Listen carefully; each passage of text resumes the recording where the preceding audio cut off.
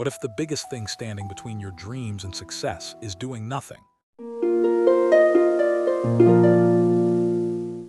In a small, dusty village surrounded by endless golden fields, there lived a young man named Daniel. Daniel had big dreams. He dreamed of owning the largest farm in the village. He dreamed of building a beautiful house on the hill. He dreamed of wearing fine clothes and eating rich meals. Every day he would sit beneath the old oak tree, staring at the clouds, talking about the future. One day, he would say, "I'll be rich. Everyone will see." There was one problem. Daniel never worked. While he dreamed, his wife Maria walked from house to house washing clothes, carrying water and begging for scraps of bread for their little daughter, Sophie. Sophie often cried from hunger. Maria's hands were rough and bleeding. Her face was tired. Yet Daniel still sat beneath the tree, building castles in his mind. One cold evening, Maria came home with empty hands. There was no bread, no milk, no flour, nothing. Sophie sat in the corner, weak and hungry. "Papa, I'm hungry," she whispered. Maria's eyes filled with tears, then with anger, she slammed an empty pot onto the table. "Dreams do not feed children," she shouted. "Your words cannot fill this pot. Go, find work. Do something before we starve." Daniel froze. For the first time, he looked at his daughter's pale face. For the first time, he felt ashamed. Without saying a word, he walked out into the dark night.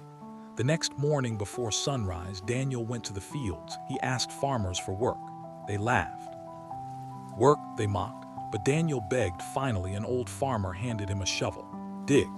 The sun burned his back, the soil tore his hands, his muscles screamed in pain. But Daniel kept digging. By sunset, his body shook with exhaustion. The farmer tossed him a few coins. Daniel stared at them. They were small, but they were earned. He ran home with bread in one hand and coins in the other. Maria's eyes widened. Sophie smiled. That night they ate.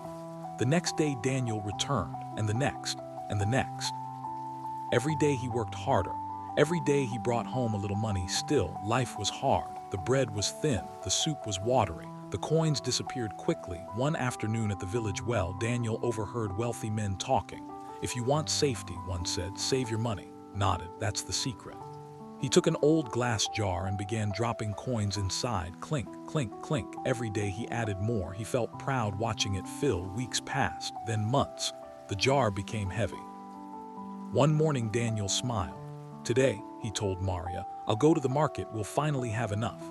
Smiled for the first time in weeks. Daniel carried the jar carefully to the market. He imagined sacks of flour, fresh meat, warm blankets, shoes for Sophie. He reached the first stall. "How much for this bread?" he asked. The seller named a price. Daniel blinked. "What?" At the next stall, higher prices. At the next, even higher. His heart pounded. The money in the jar was no longer enough. The value had fallen. His savings had shrunk. The dream he held in his hands cracked like glass. Daniel stumbled home with tears in his eyes. He dropped the jar on the table. "I worked so hard and it means almost nothing," sat quietly. That night Daniel couldn't sleep. At sunrise he walked through the village. He saw one neighbor gathering eggs, another milking cows, another trading vegetables for bread. No one depended only on coins. They had things that produced more. Suddenly, Daniel stopped. His eyes widened. He ran to the market again.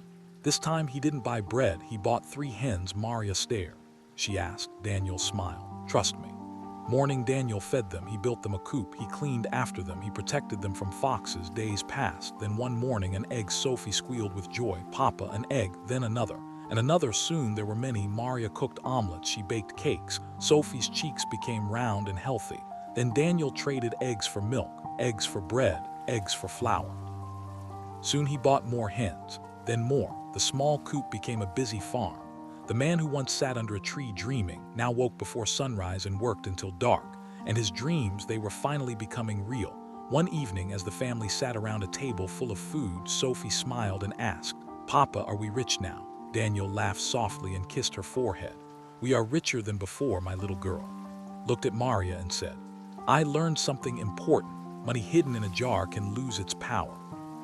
But money invested wisely can grow and feed a family." Smiled. And under the warm light of the candle, Daniel finally understood. Dreams are only seeds. Work plants them, wisdom grows them, and patience brings the harvest. Moral of the story: dreaming without action leads to hunger. Saving without wisdom can fail. But hard work and wise investment can turn even the smallest beginning into abundance. If you enjoyed this story, Don't forget to like, comment, and subscribe. Share your thoughts below. Have you ever learned the hard way that action matters more than dreams? New inspiring stories are coming soon.